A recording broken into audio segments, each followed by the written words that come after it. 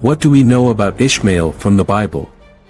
Ishmael was Abraham's firstborn son, often lives in the shadow of his brother Isaac. Yet, his tale is tightly intertwined with the Bible's fabric, showcasing themes of belief, hardship, and God's guidance.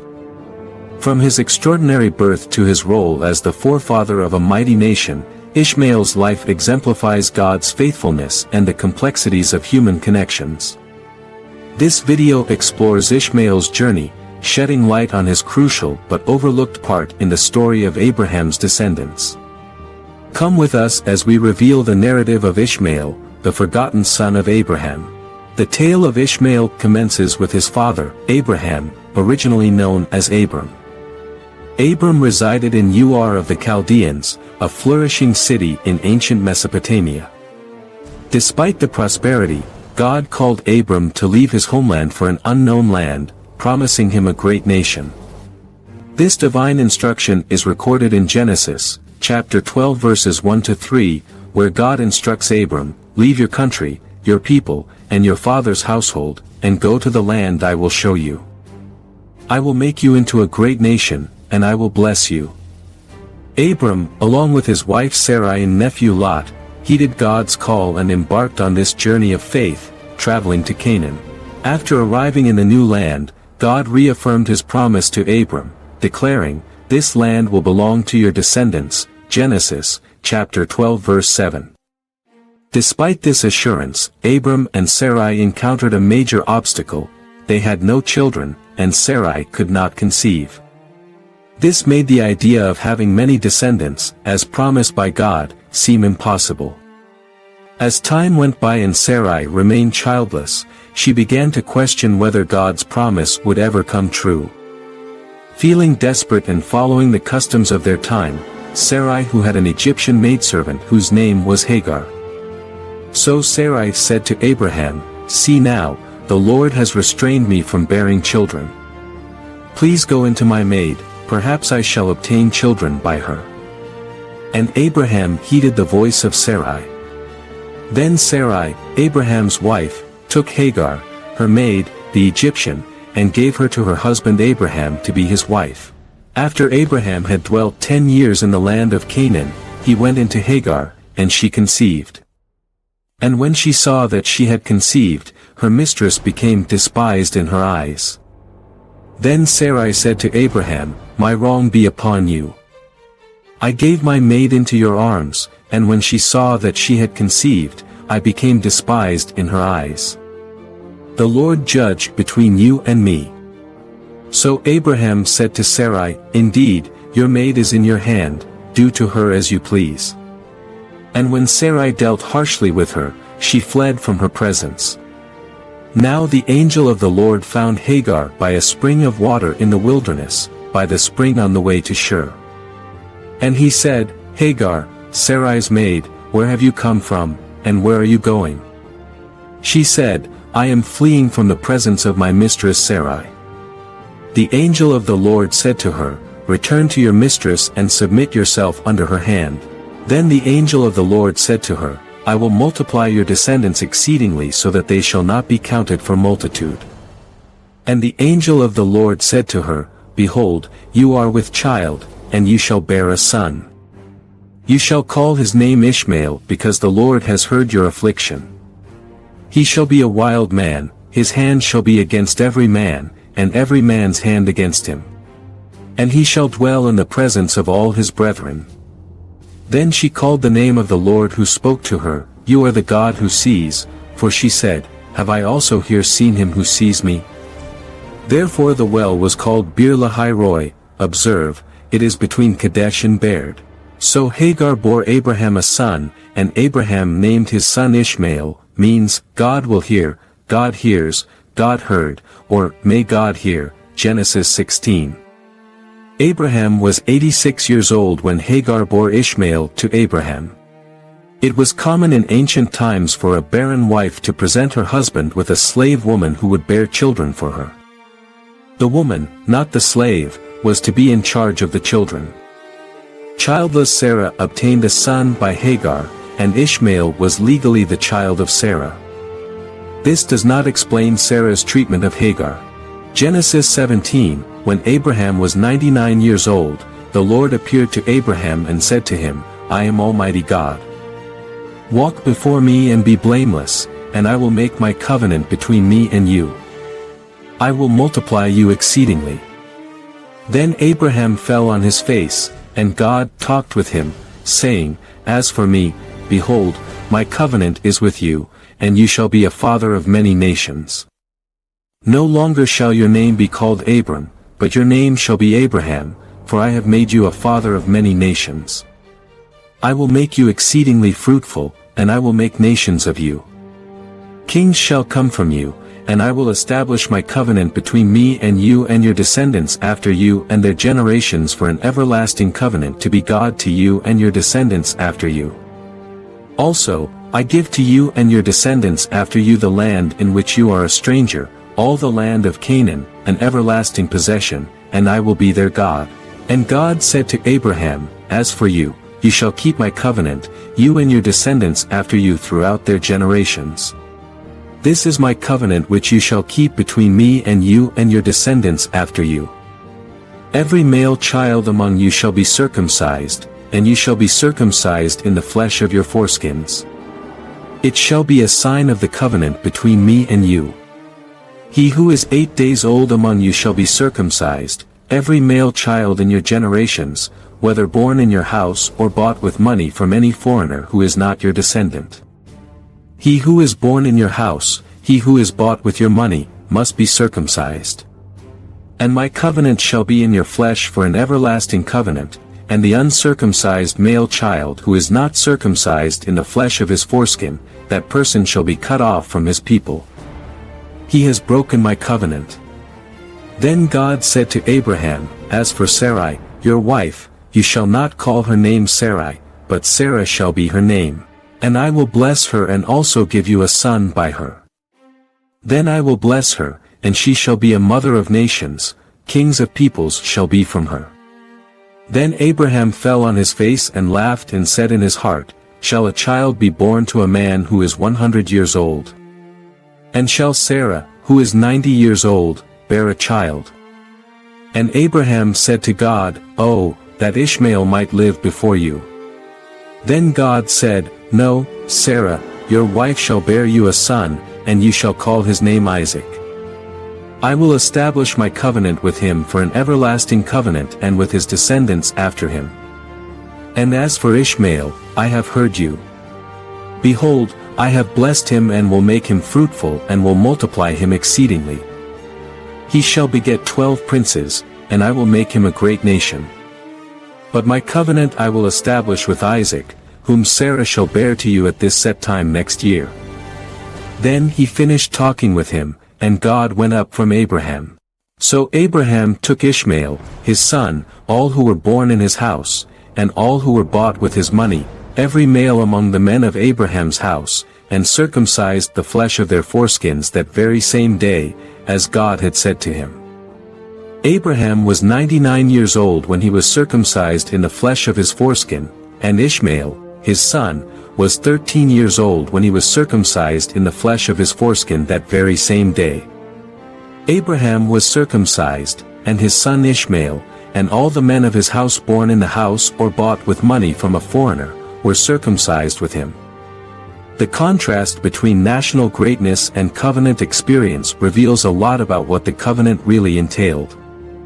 National greatness is also promised in Genesis, chapter 21 verses 13 and 18, Yet I will also make a nation of the son of the bondwoman because he is your seed. Arise, lift up the lad, and hold him with your hand, for I will make him a great nation. Genesis, chapter 17 verses 22 to 27 shows that the covenant is not to be identified with circumcision, no matter how much that identification may appear to be necessitated. Ishmael, despite being circumcised according to God's mandate, was not the covenant sign. Genesis, chapter 17 verse 10, states, This is my covenant, which you shall keep between me and you and your descendants after you, every male child among you shall be circumcised. Abraham and Sarah's treatment of Ishmael regarded Ishmael as the promised son of God, even when God revealed that Sarah would bear a son. Abraham was perplexed as to why this was required rather than having Ishmael as heir. Genesis, chapter 17 verse 18, records Abraham saying to God, "Oh, that Ishmael might live before you." Even after Isaac was born, Abraham treated Ishmael with kindness and was saddened by Sarah's wish to reject him. Sarah, on the other hand, saw Ishmael as a danger to Isaac's position in the family and sought to have him expelled. Genesis 21 narrates how the Lord visited Sarah and fulfilled the promise of giving birth to Isaac. Abraham circumcised his son Isaac when he was 8 days old, as God had commanded him. Abraham, who was 100 years old when his son Isaac was born to him, and Sarah said, "God has made me laugh, and all who hear will laugh with me." She also said, "Who would have said to Abraham that Sarah would nurse children? For I have borne him a son in his old age." So the child grew and was weaned, and Abraham made a great feast on the same day that Isaac was weaned. Sarah observed the son of Hagar, the Egyptian, whom she had borne to Abraham, scoffing. Therefore, she said to Abraham, "Cast out this bondwoman and her son, for the son of this bondwoman shall not be here with my son, namely with Isaac." The matter was very displeasing in Abraham's sight because of his son. But God said to Abraham, "Do not let it be displeasing in your sight because of the lad or because of your bondwoman. Whatever Sarah has said to you, listen to her voice, for in Isaac your seed shall be called.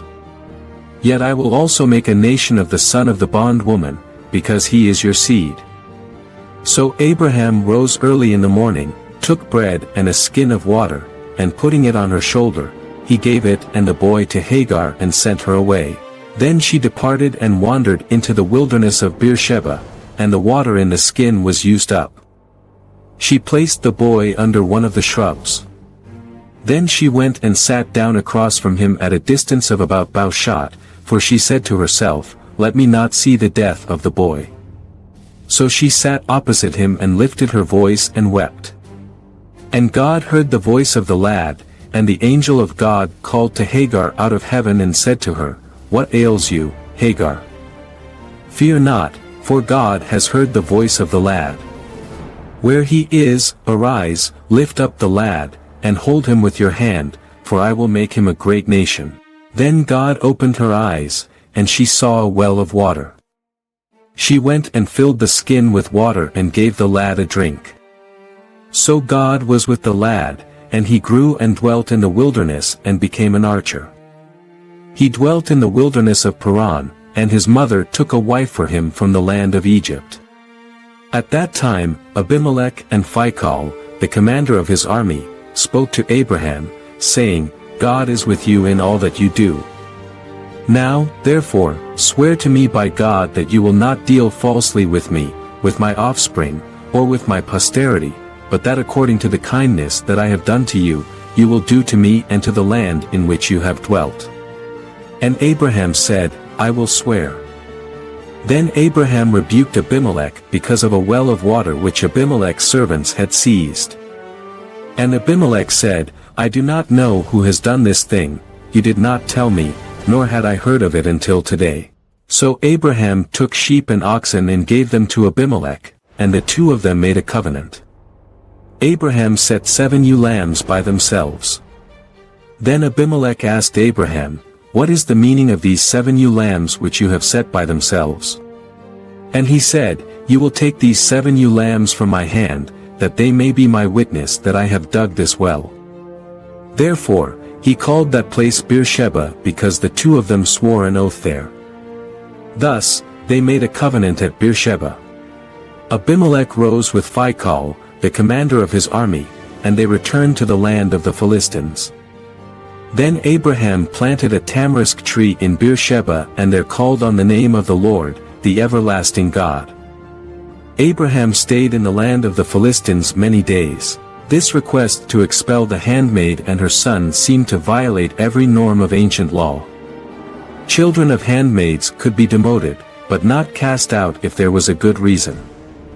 The fact that Abraham was against such treatment and followed only God's command suggests that the action taken was not in accordance with contemporary patterns. The question also must be asked whether there was something that Ishmael did that was a threat to Isaac or whether it was his existence which constituted such a threat. Genesis, chapter 21 verse 9, states, "And Sarah saw the son of Hagar the Egyptian, whom she had borne to Abraham, scoffing." Whether it represents Ishmael mocking Isaac or playing with Isaac is questionable.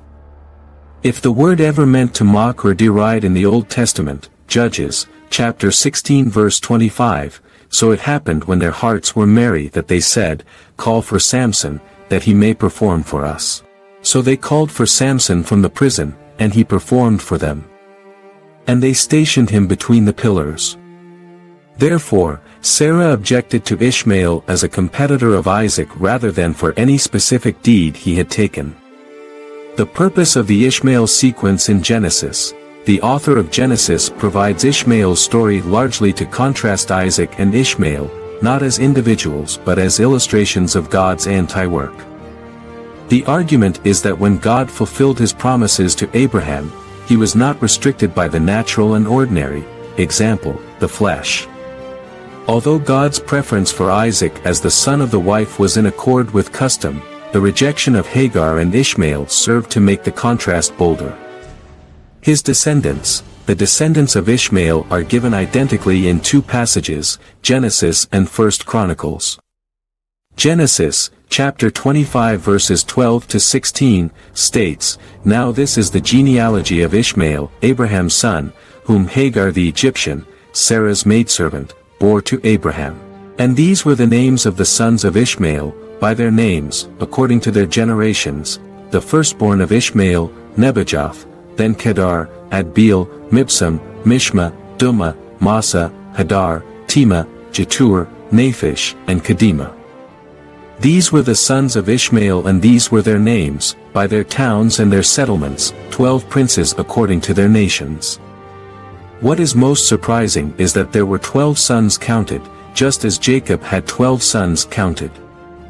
This is to be compared to Nahor's 12 sons and Esau's 12 sons, Genesis, chapter 22 verses 21 to 24. Huz his firstborn, Buz his brother, Kemuel the father of Aram, Chesed, Hazo, Pildash, Jidlaph, and Bethuel. Rebekah these 8 Milcah bore to Nahor, Abraham's brother. His concubine, whose name was Reumah, also bore Tebah, Gaham, Nahash, and Maacah. Princes ruled over the Ishmaelites, Genesis, chapter 25 verse 16. These Ishmaelite tribes settled in the general area where their ancestors grew up, namely, the Paran wilderness. Genesis, chapter 25 verse 18 describes this region as from Havilah as far as Shur, which is opposite Egypt in the direction of Assyria. Some of his descendants' names appear as tribes in Assyrian chronicles. They dwelt from Havilah as far as Shur, which is east of Egypt as you go toward Assyria. He died in the presence of all his brethren.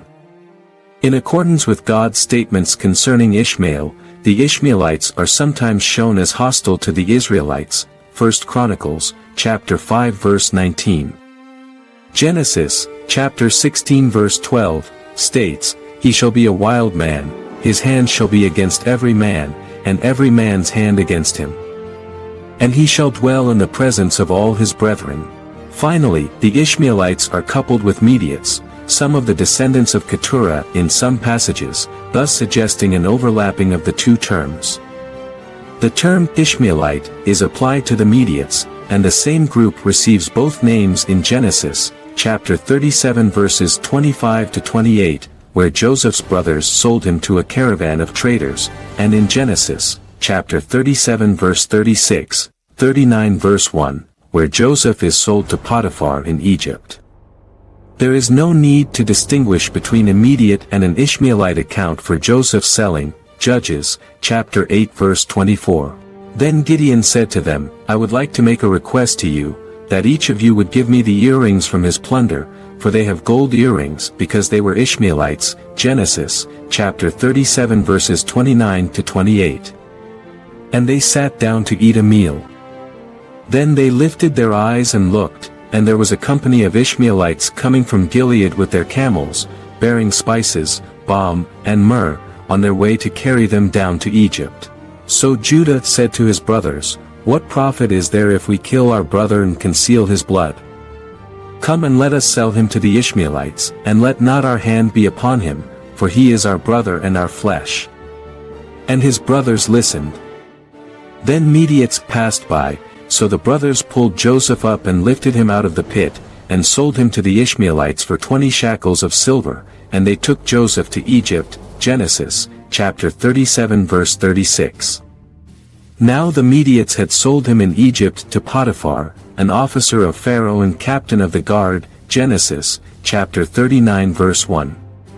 Now Joseph had been taken down to Egypt, and Potiphar, an officer of Pharaoh, captain of the guard, an Egyptian, bought him from the Ishmaelites who had taken him down there. The Ishmael sequence is used by Paul, although he does not mention Ishmael by name.